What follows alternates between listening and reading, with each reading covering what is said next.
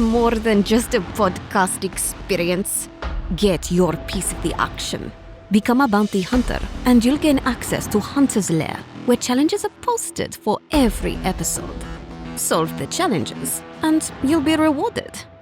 Find out more at foreverhasfallen.com.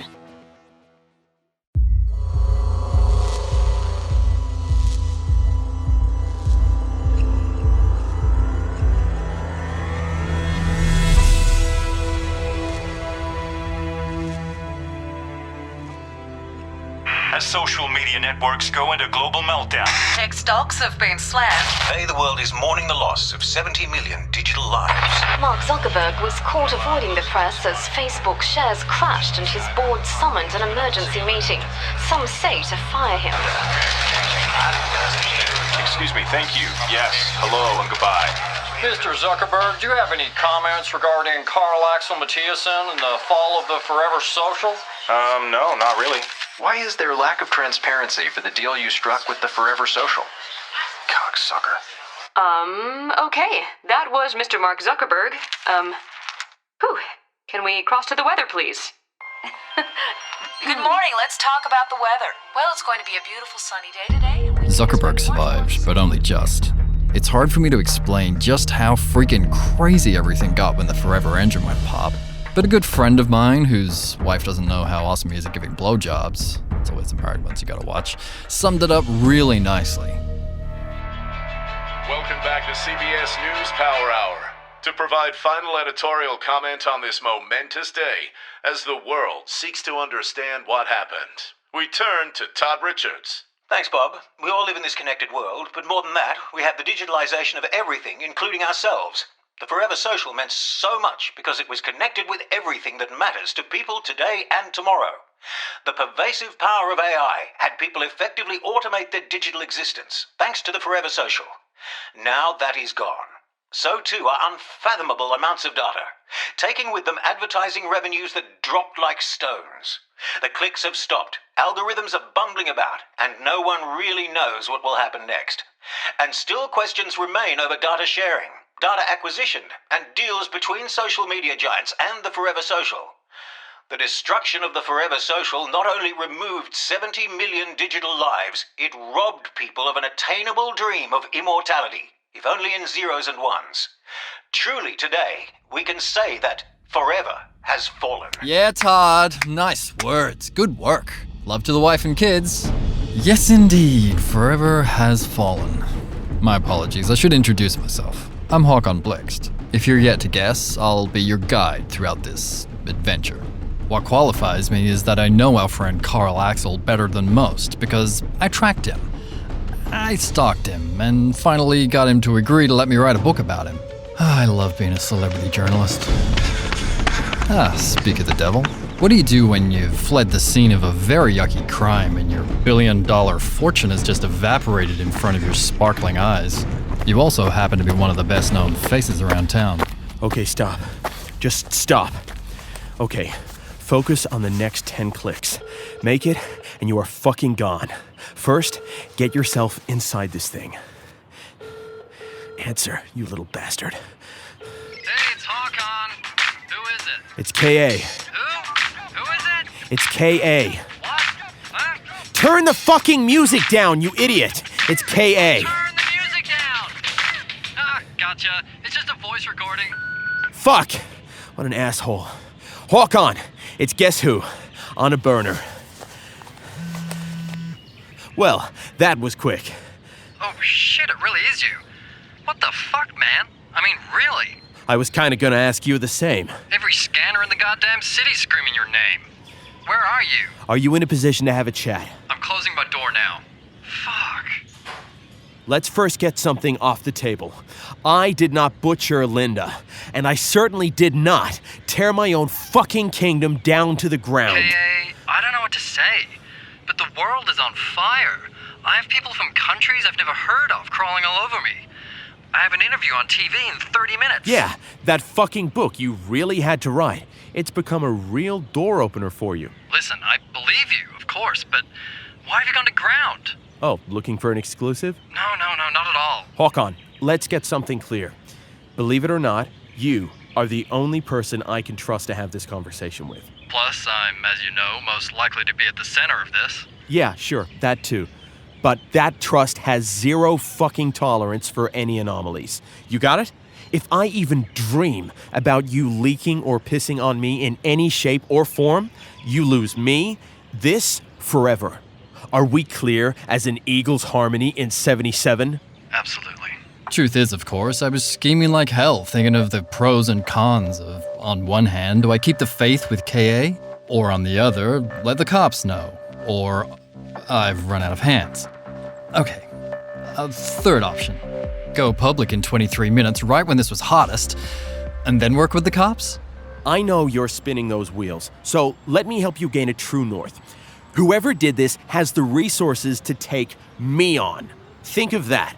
Nation, state level. They also have an iron stomach to actually go through with it. So, where's the bigger fucking story? You can jump on this like an Estonian crack whore tonight, or just maybe hold your powder. Because 1, I am fucking out of here, soon to be a ghost, and right now, you are the only person on the planet who has access to me. 2, I plan on taking a wrecking ball to this, and trust me when I say it, while my shoulders might be close to the mat, I still have the firepower to unleash my own personal holy fucking jihad on every fucking thing with a pulse who did this to me! So, are we clear? I'm hearing Don, Glenn, Joe, Randy, and the other Don backstage at the Capitol Center. That's clear enough for me. So I have a favor to ask. I don't know exactly what is going on, but I have a, let's call it the makings of an idea about who's behind this. I'm more uncertain about why. So what's the favor? As you said, we're talking nation-state level tour de force. The favor, my friend, is to keep me updated every time my name is shouted or whispered. You're also going to have to publicly fuck me over. This is so you don't die and remain as useful as possible for me. Say anything you like. I cut the head off your cat and played catch with kindergarten kids. I really don't fucking care. But the more believable, the safer this will be. Does that include, well, when it comes to your guilt or innocence? You know, I spent hours and hours with Lewis Hamilton to teach me perfection with driving high-octane fuck-off vehicles. I swear I just about doubled his take-home pay over the years. And while I'm grinding gears and smoking rubber, there was one time, an epic time, he made me pull over on that holy ground that is Silverstone. He turned to me and said in that very polite, calm English voice, K.A., you drive like a talented, yet drunken karaoke singer. Good, but not a pro. I was quite taken back, actually enraged. But before I could say anything, he pointed down the track to Cop's Corner and said, In an F1 car, I'm hitting 290 clicks. In this piece of shit, I'm doing 250. And you're only at 210 because you won't commit. But what you fail to realize is, to be a real racing car driver, it has to be all on the line, all of the time. And to recognize that commitment to the inevitable is the only way to victory after victory. I took that corner at 2:45. The way I've been set up, I have to fully commit. And so do you. So burn me at the fucking stake. No regrets. Camera 5 in place, please. Okay. I can't believe I'm in this inane factory of frivolity. Welcome to television, a true weapon of mass distraction. Oh great, here comes the Lord's own personal knuckle duster. Officer, please tell me that our fellow citizens have far more interesting, perhaps fruitful things to amuse themselves with. You don't watch TV, sir? I'm pleased to announce, young lady, I have many things piled up on my to-do list, which does not include watching the idiot we are here to see. Well, that's a bit ironic, sir. One way or another, Håkan Blixt is your life. Meet David Borg, Stockholm detective, and a very rare breed in Sweden where 18% of Swedes self-report as atheist and 55% as non-religious.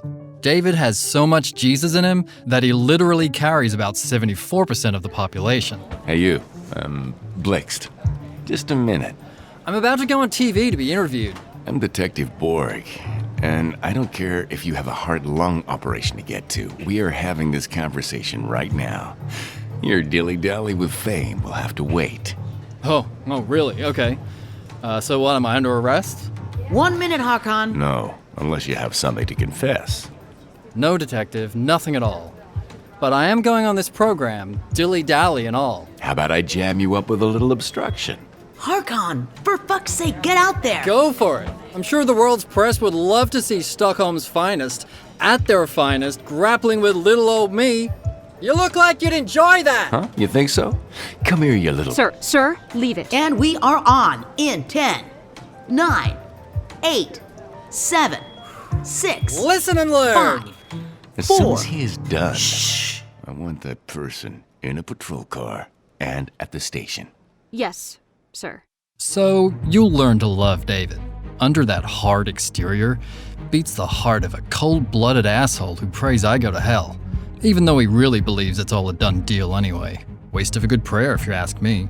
So on I go, live television being picked up by a global audience. That book really did open up a lot of doors. Now I'm the Karl-Axel expert. And Karl-Axel? Well, he's now most certainly the most studied and dissected guy on the planet. So let me tell you, saying what I said, while I know he's running for his life, did not come easy. But I took his words to be true. It was my lily-white ass on the line too. As I sat there in the wonderful glow of fame playing Judas, I truly hoped he was somewhere safe. Knowing K.A., he was taking up residence in the royal palace itself.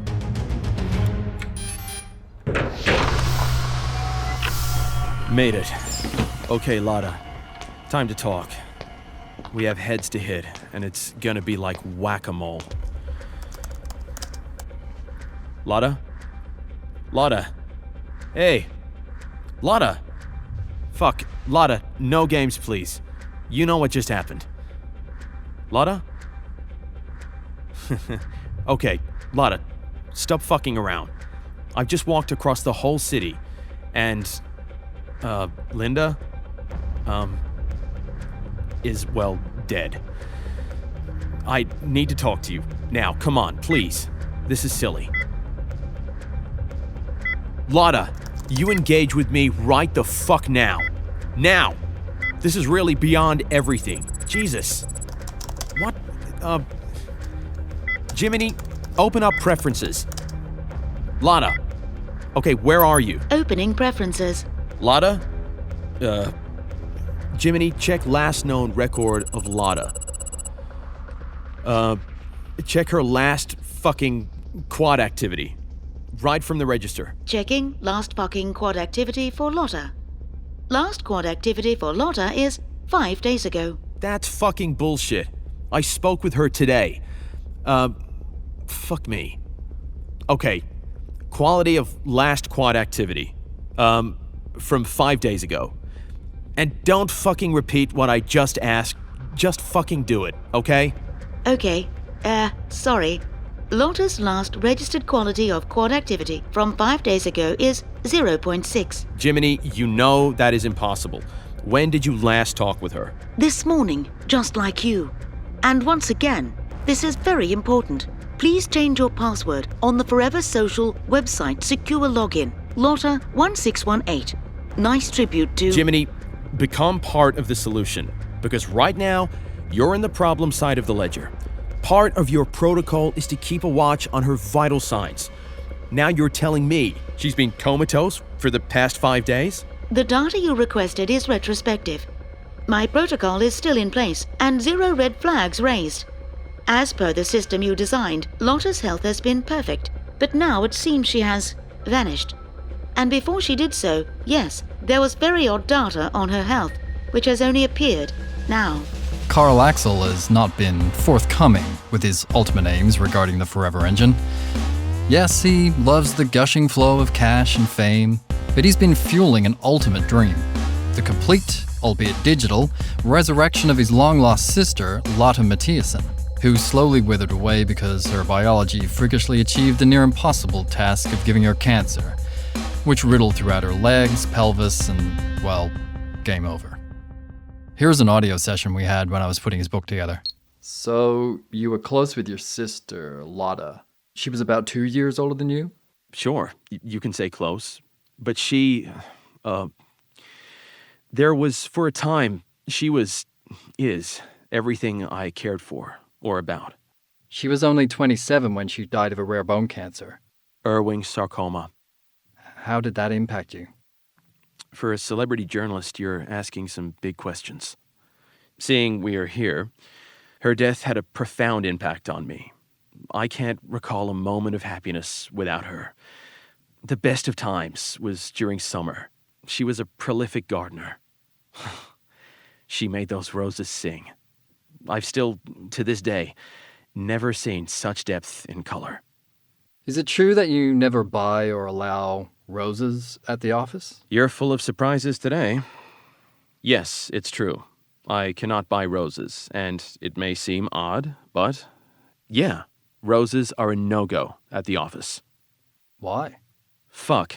Well, melancholy is a motherfucker, and it sweeps through me with all the grace of a judo throw. I won't have those reminders, especially where I work, especially there. Now, when I tell you that at the moment Karl-Axel realizes that Lotta has, for all intents and purposes, died yet again, but this time in his eyes has been murdered, he skipped 10 and went to 11 on the enraged dial. The rage was further fueled, and sorry, I have to go all Freudian on you, with the guilt he felt too. You see, Lotta was his ace up the sleeve. While the Forever Social burned and the Forever Engine had been pummeled, he avoided a complete meltdown because he believed he still had his very own Muhammad Ali, and his enemies were a 1965 Sonny Liston. The realization that his tactical nuke was gone caused the rare feeling of panic, and he struggled with which he felt more, the devastating personal grief, or his own selfish loss to spike the heads of those who tried to take him down. KA, your heart rate is at 180. Please breathe. Of course it's fucking 180! Fuck! Fuck it! Please reduce your emotional loads. Oh, God! Jiminy! Oh, God. She's gone. She's gone. Jiminy, isn't she? She's gone, isn't she? I sadly can't see any sign of her. At this moment, picture a man looking like a priest of Hiroshima, just after a little boy touched down. He can't quite understand that somehow he is still standing, still breathing, even with all the glass and furniture bursting apart like confetti. But unlike the priest, he believes his survival is no miracle, because miracles don't exist in his world. Someone wants me to suffer. It has to be that Russian bastard, Kirill, or that devil-dodging Jacob Borg. Jacob Borg has certainly been very active against you. What a fucking hypocrite. The shit I know about him, and what he got up to with my father, that whole nest of old-school industrialists. Man, the Wallenbergs, yeah, together, they could hurt some. Jacob's son is a detective, right? David Borg, detective in the Stockholm precinct, and I can see is with the Interpol task force looking for you. That answers the question about the cops coming so soon after I got there. But what? These pricks are into executions now?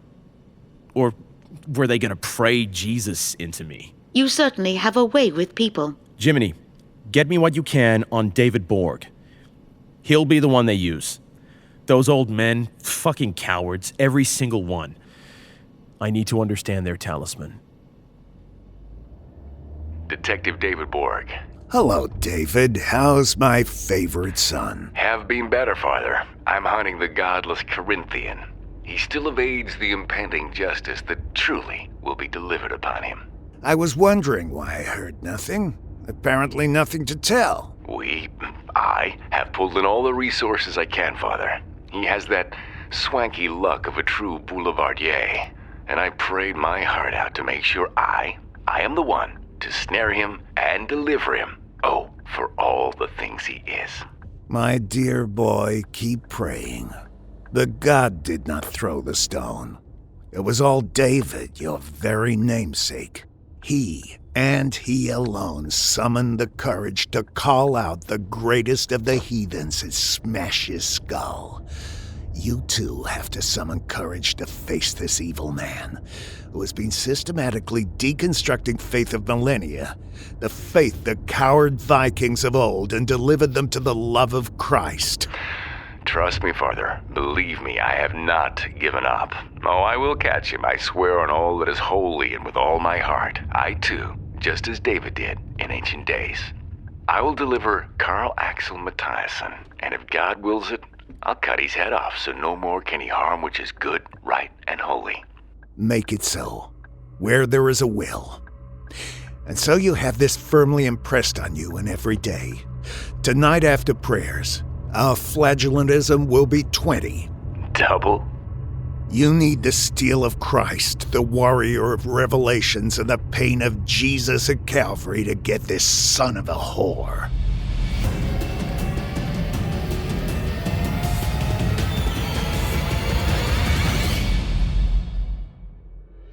If your love forever has fallen, leave a review. It helps others discover us and join the action.